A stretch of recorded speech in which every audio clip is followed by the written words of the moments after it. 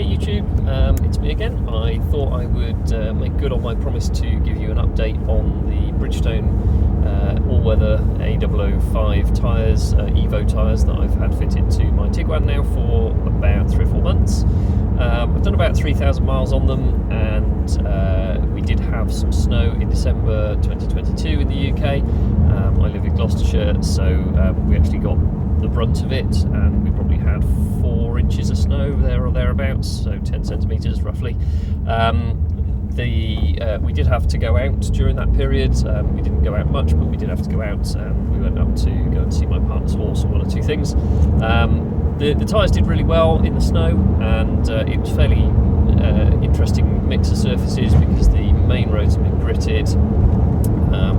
The side roads hadn't, and were now sort of hard packed snow, and then sort of up at the horse yard it was unpacked snow because nobody had been there much, so there was a good opportunity to test it on a few different surfaces. Overall in the winter pretty good. I would say definitely better than the sort of mid-range summer tyres that were on there before.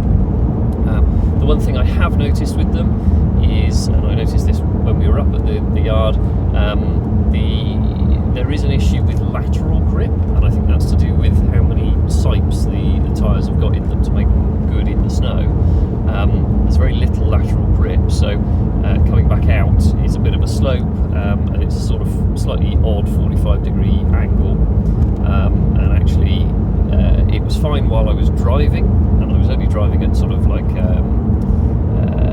walking pace, but as soon as I touched the brake, the whole car went sideways, and it wasn't a massive slope to the side, it was just a bit of a sort of cross angle on the slope that I was on. The whole car leapt sideways, and I actually ended up hitting the gate. Now, luckily the guy who owns the yard there saw what happened, and he actually said he's never seen a car go like that, never seen a car move sideways like that. So they do suffer with a lack of lateral grip. Obviously summer tyres tend to have the longitudinal sipes on them, which do give you a lot of steering grip and lateral grip, but that has caught me out. Both then, and on another occasion we went for a dog walk, and I had to sort of bump up onto a verge to park the car at the side of the road, and there was a bit of a lump, so you had to sort of go up the verge and actively drive up the verge, and then as I braked to stop on the verge, we then slid towards the hedge just a little bit, but again it's that sideways movement is not very well controlled by them. But overall I've been quite impressed.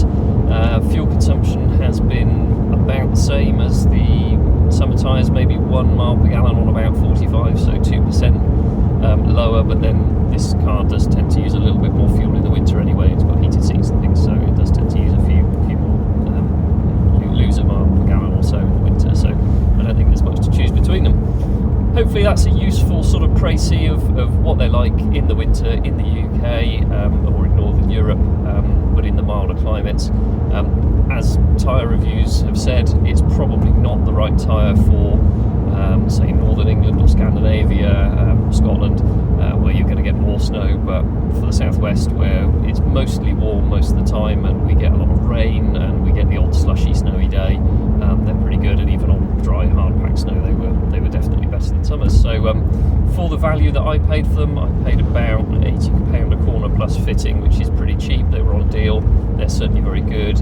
If they were the same price as cross climates, I would probably plump for the cross climates because of the reputation that they have, but given the deal they were on, I couldn't really justify the difference. Hopefully that's helpful, but yeah, put any questions you've got in the comments and I'll answer them if I can.